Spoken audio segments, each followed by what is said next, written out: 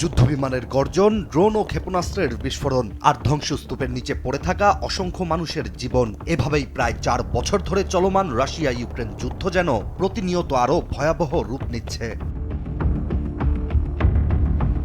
তবে এবার বড়দিনের ঠিক আগে যখন শান্তির প্রত্যাশায় পৃথিবীর অনেক প্রান্তে আলো জ্বলে ওঠার কথা ছিল, তখন ইউক্রেন জুড়ে নেমে আসে নতুন করে ভয়াবহতা, যেখানে শিশু থেকে শুরু করে বেসামরিক মানুষ কেউই ছাড় পাননি। রাশিয়ার নতুন ভয়াবহ হামলার পর পূর্ব ইউক্রেনের দোনেস্ক অঞ্চল থেকে এসেছে চাঞ্চল্যকর খবর, যা যুদ্ধের মানচিত্র বদলে দেওয়ার মতো এক সরল স্বীকারোক্তি।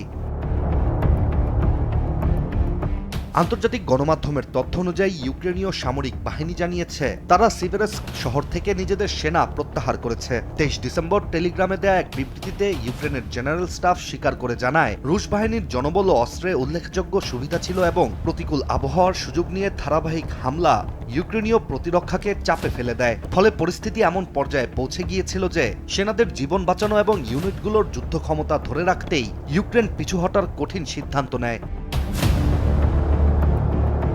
তবে কিয়েভের দাবি, সিভেরস্ক থেকে পিছু হটার আগে রুশ বাহিনীকে বড় ধরনের ক্ষয়ক্ষতি করেছে ইউক্রেনীয় বাহিনী। এছাড়া সিভেরস্ক এখনও ইউক্রেনীয় গোলাবর্ষণের আওতায় রয়েছে এবং রুশ ইউনিটগুলোর অগ্রযাত্রা থামাতে চেষ্টাও চালাচ্ছে বলে দাবি ইউক্রেনের।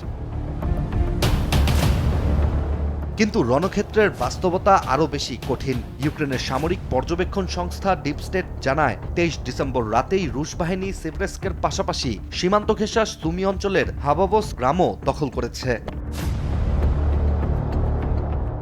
সামরিক বিশ্লেষকদের মতে এই শহরটির গুরুত্ব কেবল মানচিত্রে নয়, যুদ্ধের কৌশলেও। যুদ্ধের আগে মাত্র 10,000 মানুষের বসবাস ছিল সিভেরস্কে, এখন সেখানে হাতে গোনা কয়েকশো বেসামরিক মানুষ টিকে আছে। কিন্তু এই ছোট শহরটি ছিল উত্তরের ডোনেস্কে ইউক্রেনের প্রতিরক্ষার এক গুরুত্বপূর্ণ ঢাল, কারণ স্লোভিয়ানস্ক ও ক্রামাতরস্ক, যা মূলত ইউক্রেনের ফোর্টেস বেল্ট হিসেবে পরিচিত, এই প্রধান ঘাঁটিগুলোকে এতদিন আড়াল করে রেখেছিল সিভেরস্ক। এখন সেই ঢাল সরে যাওয়ায় ওই অঞ্চলগুলোর উপর রুশ চাপ আরও বেড়ে যাওয়ার শঙ্কা তৈরি হয়েছে।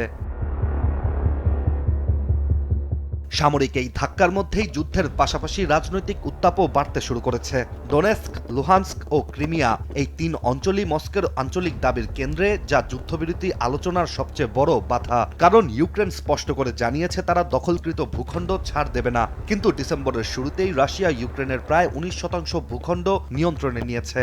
এছাড়া ক্রিমিয়া, পুরো লুহান্স্ক ও ডোনেস্কের 80% বেশি এবং খারসন ও জাপোরোজিয়ার বড় অংশও দখল করেছে রুশ বাহিনী। এদিকে ট্রাম্প প্রশাসনের প্রস্তাবিত 28 দফা শান্তি পরিকল্পনায় ইতোমধ্যেই বলা হয়েছে, একটি সমঝোতায় পৌঁছালে ক্রিমিয়া, লুহান্স্ক ও দোনেস্ককে কার্যত রাশিয়ার অংশ হিসেবেই স্বীকৃতি দেয়া হতে পারে। এখন দেখার বিষয়, ইউরোপের সবচেয়ে উত্তেজনাকর এই পরিস্থিতি আগামীতে কোথায় গিয়ে পৌঁছায়। ইশতিয়াক হোসেন, দেশ টিভি।